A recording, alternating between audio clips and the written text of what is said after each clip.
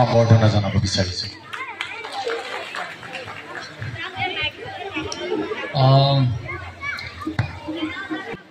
বৰষুণৰ বতৰত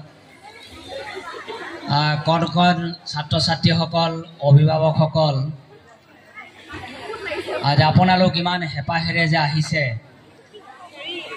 ইমান হেঁপাহ,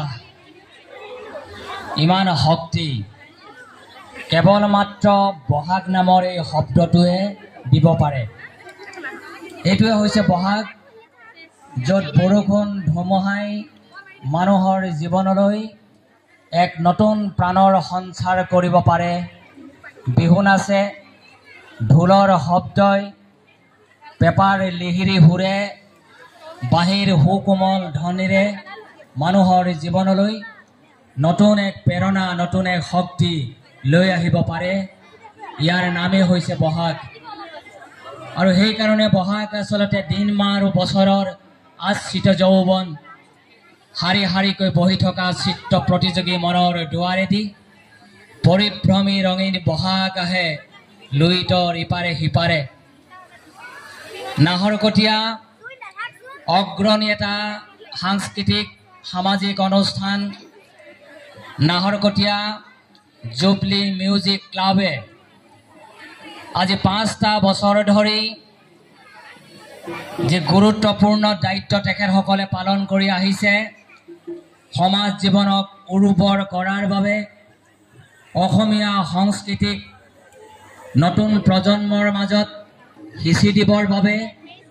সেইবাবে মই প্ৰথমে নাহৰকটীয়া জুবলি মিউজিক ক্লাবক সভাপতি মহোদয়, সম্পাদক, উপদেষ্টাসকল আৰু এই সমিতিখনৰ লগত জড়িত হৈ থকা অতি আগ্ৰহী সংস্কৃতিবান কৰ্মকৰ্তাসকল, মাননীয় ৰাইজ, কণ কণ শিল্পীসকল, সাংবাদিকসকল, আপোনালোক সকলোকে আচলতে এই চ'ত মাহৰ আৰম্ভণিত গভীৰ শ্ৰদ্ধা কৃতজ্ঞতা জ্ঞাপন কৰিছোঁ। আমাৰ দেৱজিৎ চলিহাই কৈছে যে দুটামান অকণমান ভাল কথা জ্যোতিদাই ক'ব। ভাল কথা আচলতে আজি বতৰত, ইমান ডাৱৰীয়া বতৰত ভাল কথা নিশ্চয় আপোনালোকৰ শুনাৰ কাৰণে ধৈৰ্য নাথাকিব। মই জুবলি ক্লাবৰ আচলতে এই যে ইমান ভাল কামটো প্ৰশংসা কৰাৰ বাবেই, মই তেখেতসকলক অনুপ্ৰাণিত কৰাৰ বাবেই আচলতে মই ইয়ালৈ আহিছোঁ। এই যে কণ কণ ছাত্ৰীসকলক, শিশুসকলক বিহু নাচ শিকাইছে এগৰাকী অভিজ্ঞতাৰে পুষ্ট শিল্পীয়ে, বিহু শিল্পীয়ে বিহু নাচ শিকাইছে আমাৰ সকলোৰে মৰমৰ মণিকাঞ্চন কোঁৱৰ। আৰু মণিকাঞ্চন কোঁৱৰৰ পিতৃ আৰু মাতৃ ইয়াত বহি আছে। মই মণিকাঞ্চন কোঁৱৰৰ লগতে পিতৃ মাতৃ আৰু আপোনালোক সকলোকে পুনৰবাৰ ধন্যবাদ জনাইছোঁ। মণিকাঞ্চন যেতিয়া DY 365ৰ বিহুৰাণী হ'বলৈ গৈ আছিল, এটা সম্ভাৱনাই দেখা দিছিল, তেতিয়া সমগ্ৰ আমাৰ এই অঞ্চলত মণিকাঞ্চনৰ প্ৰতি সদ্ভাৱনা, বিৰাট এক মৰম, বিৰাট এক স্নেহ, বিৰাট এক আশীৰ্বাদ মানুহৰ মনে মনে ঘৰে ঘৰে প্ৰকাশিত হৈছিল। আৰু ক'ব নোৱাৰাকৈ সেই মৰম মণিকাঞ্চনৰ মাজলৈ বৈ গৈছিল, আৰু যাৰ কাৰণে মণিকাঞ্চনে DY বিহুৰাণী হিচাপে খ্যাতি অৰ্জন কৰিবৰ কাৰণে সক্ষম হৈছিল। মণিকাঞ্চন কোঁৱৰৰ কেৱল অকল বিহুৰাণী প্ৰতিভাই নহয়, এইগৰাকী মণিকাঞ্চন কোঁৱৰক একেবাৰে সৰু অৱস্থাৰ পৰাই আমি হাতত ধৰি ধৰি নি অসম নাট্য সন্মিলনত একক অভিনয়ত আমি শ্ৰেষ্ঠ অভিনেতা কৰাইছিলোঁ, মুকা অভিনয়ত শ্ৰেষ্ঠ কৰোৱাইছিলোঁ। সেইগৰাকী মণিকাঞ্চন কোঁৱৰৰ প্ৰতিভাই পৰৱৰ্তী সময়ত সমগ্ৰ অসমত জিলিকি উঠিল। মই এই যে বহাগ নামৰ যিটো বিহু, এতিয়া চ'ত মাহ সোমাইছে, আপোনালোকে জানে যে চ'তে গৈয়ে গৈয়ে বহাগে পালেহি, ফুলিলে ভেবেলি লতা, কইনুকৈ থাকিলে উৰকে নপৰে বহাগৰ বিহুৰে কথা, হয়নে নহয়? আমাৰ আটাইতকৈ ডাঙৰ কথাটো হৈছে কোনটো?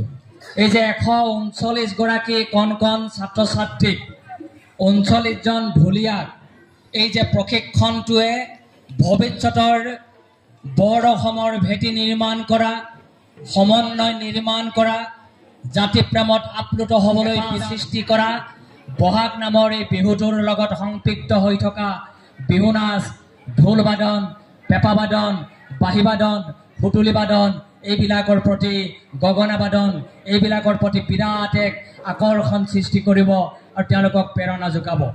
এই কণ কণ শিশুসকলে ভৱিষ্যতৰ বিৰাট অসমীয়া জাতিৰ বিৰাট সংস্কৃতিৰ সপোনটোক তেওঁলোকে ধৰি ৰাখিব, তেওঁলোকে সদায় সুঠাম কৰি ৰাখিব, তেওঁলোকে শক্তিশালী কৰি ৰাখিব।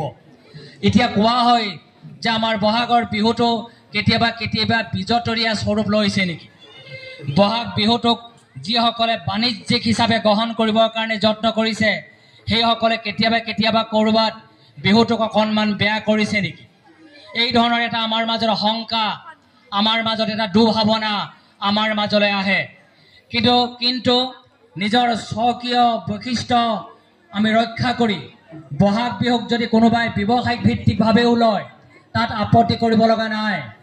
এই যে বিহু নাচ শিকাইছে, ঢোল বাদন শিকাইছে, এখেতসকলে এই কৰ্মৰাজিৰ জৰিয়তে যেনেকৈ এটা বিৰাট শক্তি তেওঁলোকে সঞ্চাৰ কৰিবৰ কাৰণে যত্ন কৰিছে, অৱদান আগবঢ়াইছে, ঠিক তেনেকৈ তেওঁলোকে নিজে চলি থাকিবৰ কাৰণে, ঘৰখনক চলাই থাকিবৰ কাৰণে, আপোনালোকৰ মাজলৈ গুৱাহাটীৰ পৰা ঢাপলি মেলি ইয়ালৈ আহিবৰ কাৰণে তেওঁলোকক স্বাভাৱিকতেই পইচা লাগিব, ধন লাগিব, টকা লাগিব, তেতিয়াহে তেওঁলোকে আহি ইয়াত শিকাব পাৰিবহি। যদি আমাৰ নিজৰ স্বকীয় বৈশিষ্ট্য বহাগ বিহুৰ যিবিলাক নাচ আছিল, বিহু নাচ আছে, যিবিলাক আমাৰ অংগী ভংগী আছে, ঢোল বাদনৰ যিবিলাক আমাৰ শৈলী আছে, পেঁপা বাদনৰ যিবিলাক শৈলী আছে, ইয়াক বিকৃত নকৰাকৈ আমি আগবঢ়াই লৈ যোৱাৰ কাৰণে সদায় চেষ্টা কৰিব লাগিব।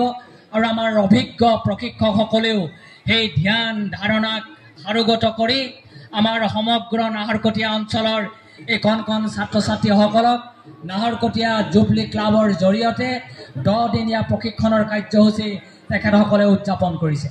মই সেইকাৰণে কণ কণ ছাত্ৰ ছাত্ৰীসকলৰ কাৰণে এটা হাত চাপৰি এটা আপোনালোকে মাৰি দিয়ক যে কণ কণ ছাত্ৰ ছাত্ৰীসকলে ইমান বতাহ বৰষুণৰ মাজত অভিভাৱকসকলে হেঁপাহ পলুৱাই তেওঁলোকক ইয়ালৈ লৈ আহিছে। আজি মই ইয়াত বহি বহি কেৱল মাত্ৰ এটা বস্তুকে চাই আছোঁ, এই যে সৰু সৰু ছোৱালীবিলাকে ইমান ধুনীয়াকৈ মুগাৰ সাজপাৰ যে পিন্ধি আহিছে, ইমান ধুনীয়া লাগিছে দেখিবলৈ, ইমান সৌন্দৰ্যশালী লাগিছে। পৃথিৱীত, সমগ্ৰ পৃথিৱীত ইয়াতকৈ আৰু ধুনীয়া দৃশ্য ক'তো আপোনালোকে দেখিবলৈ নাপায়।